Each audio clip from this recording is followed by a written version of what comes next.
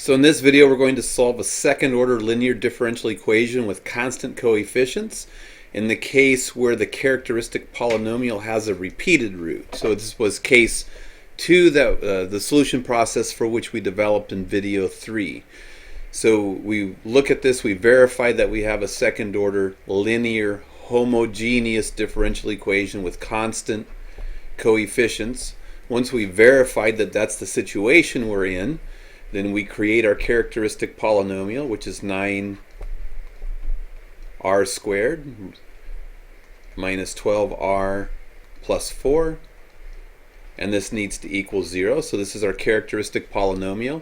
Again, we need to find the roots of the polynomial. So we either can try factoring, and using the zero product property, we can use the quadratic formula, we can use completing the square, we can use any technique that makes us happy. So if I want to complete the square on this, just because it's good practice, I'd subtract 4 from both sides. Let me give myself a little more space here.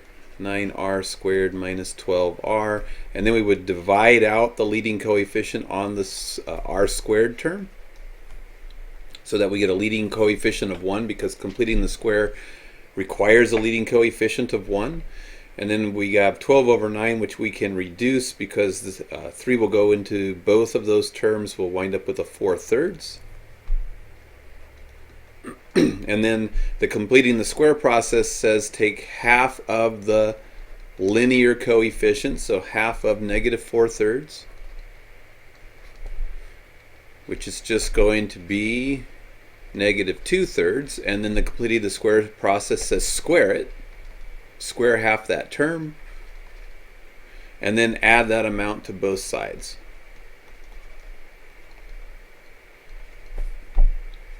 So on this side we get a 0, and on this side we completed the square, so it's going to be r, and then we have to put the thing that we squared, and the thing that we squared was a minus 2/3.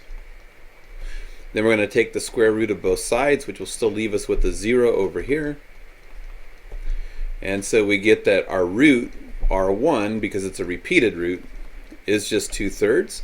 So our solution is going to look like y equals a constant times e to the r1x, so e to the 2/3 x plus c sub 2, and then it's going to be x times e to the r1x, so e to the 2/3 x. And there's the general solution to the differential equation.